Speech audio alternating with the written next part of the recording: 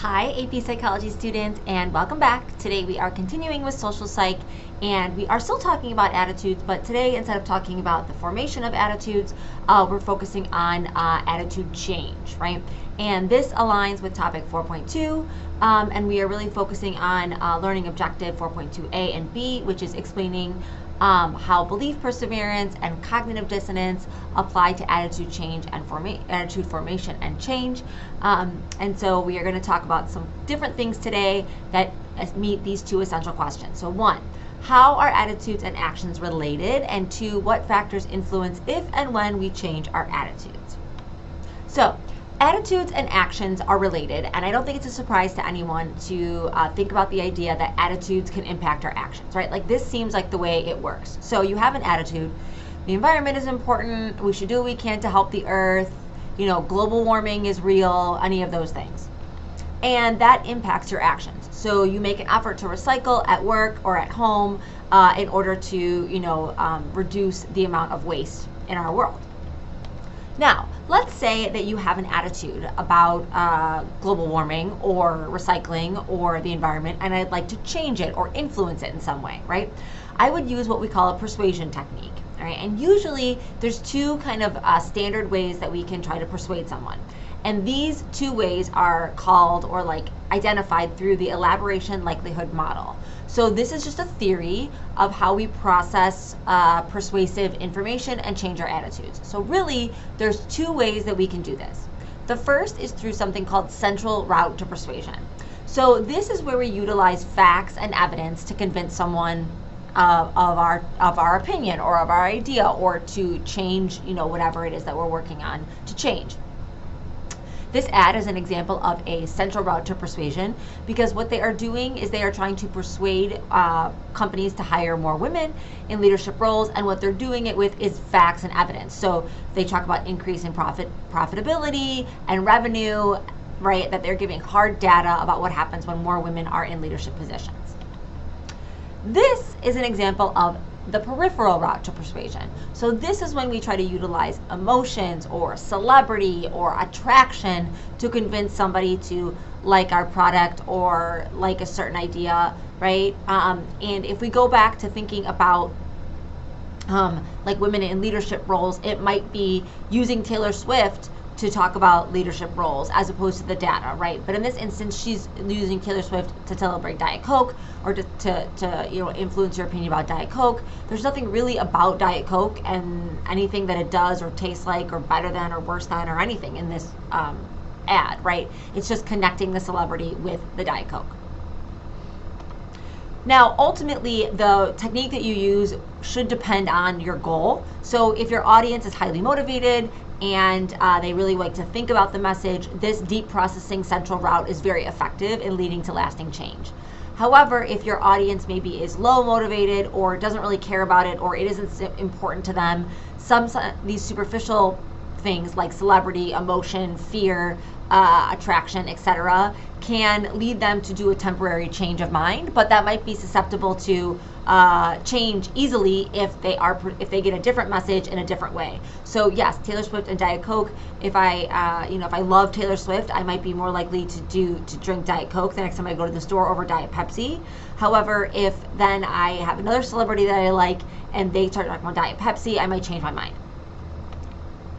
Okay, so while it's easy for us to make the link between attitudes impacting our actions, it's also important to think about the fact that actions can influence our attitudes. So what do I mean by this? So you are you're at a workplace and your workplace recycles. And so you see coworkers recycling and you don't want to be the person that puts the paper or the plastic in the trash, right? Because everyone else is recycling. So you start recycling, right? So that's your action, right? You're recycling at work, right? Because everyone else is doing it. That's the expectation. So you do it too. And what happens is that over time, because you are recycling at work, you start recycling at home, and then you're like, wow, this is really good for the environment, and I'm reducing waste, and that feels good, and the environment is important, and we should reduce waste. And so that impacts your attitude towards recycling and climate change and all things environment related. So there's a few different ways that we can do this, right? And so there's some examples of how we can change actions and then hopefully have attitudes come along. So the first one is called foot in the door phenomenon. And this is the tendency for people to, if you agree to something small first, then if I ask you to do something larger, because you've agreed to the small thing, your attitude might have changed, and now the big thing doesn't seem so big, right? So if I go to your house and I knock on your door and I ask you to sign a petition for something in the neighborhood, right? So like, let's say I want to change the speed limit, and you're like, yeah, like people drive too fast, so you like sign it, right? 100%. So your action now has kind of solidified to you that like, yes, you agree with this, you think it's important. Then they come back like 2 weeks later and they're like, oh my gosh, we got all these signatures, but now we need people to really show their promotion of this, so we want you to put a sign in your yard or donate money. Research shows that you're more likely to do this bigger request after you've done the small one than if they just came to you in the first place and said, hey, can you give us money for slowing down the speed limit in our neighborhood. And then there's basically the opposite of this. So we find that door in the face phenomenon also works. So the tendency for people to agree to a second smaller request if the first initial request was denied. So for example, right, you might say to somebody or your parents, right, like, oh my gosh, mom and dad, like it's prom this weekend, can I stay out till 4 a.m.? And your parents are like, no, you cannot stay out till 4 a.m. That's absurd.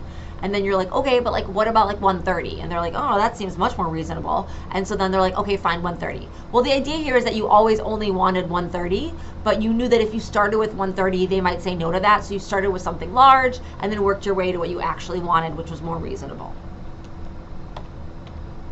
Another example of an action impacting an attitude is the role that social roles play in our behavior. So every role that you have in your life has a set of norms or expectations about how to behave, right? Sometimes you think about this with like adulting, right? Like how do adults behave, or as a student or as a teacher or as an employee or whatever it is, as a brother, as a mom or whatever.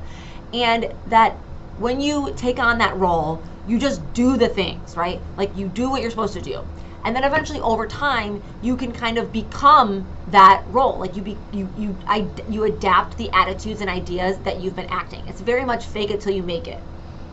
This was studied with some really famous research from the Zimbardo prison experiment. And basically, people who signed up for this experiment were assigned two roles at random, either a prisoner or a guard. And they were neither of those things, but they were asked to take on that role. And what they found is that within a very short period of time, they not only took on the expectations of that role, but they really took on the attitudes and the ideas and like became the role, so much so that they had to shut down the experiment, right? And so this was a great example of the role having a huge impact on the person, even though the role was assigned at complete random and had nothing to do with who the person was. Okay, so it's important to remember that while attitudes and actions can impact each other, they don't always match, and that sometimes our attitudes and our actions are out of sync.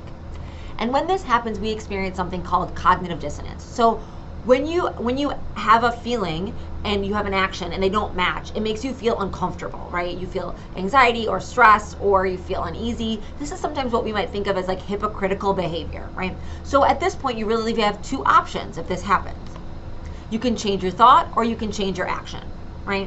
And ultimately, it's actually easier in a lot of instances to change our thought, because changing the thought, you can just shift, right? You can just shift it or modify it, but changing the behavior can be quite difficult. So let's look at an example with smoking. So you have a belief smoking cigarettes is unhealthy, it can kill you. However, you have an action, which is maybe you have friends who smoke socially on weekends or whatever, and so you maybe smoke a cigarette or two when hanging out with these friends.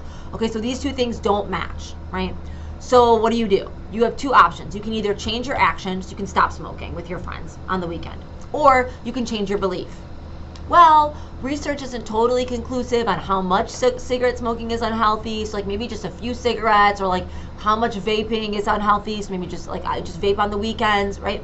It's much easier to like shift that belief than it is to change the action once we've started doing something and we like the result that we're getting, right?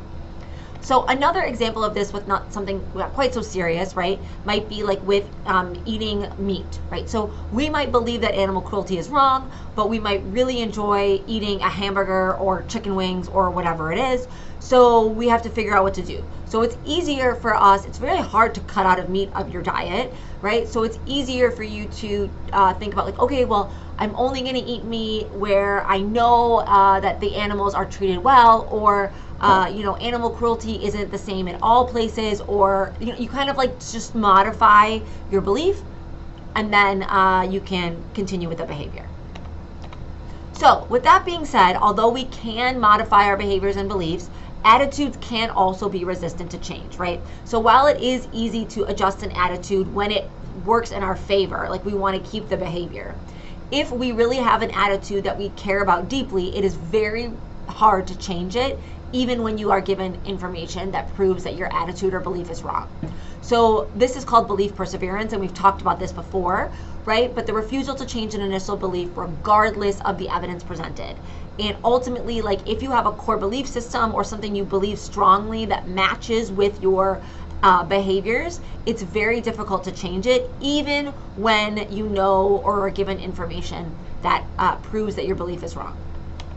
All right, so today we've talked about attitudes and actions and how they influence each other, and what are some different ways that we can change our attitudes or change our actions. That's all for now, AP Psychos. Make sure you can answer these essential questions before you stop the video, and remember, psychology is flippin' awesome.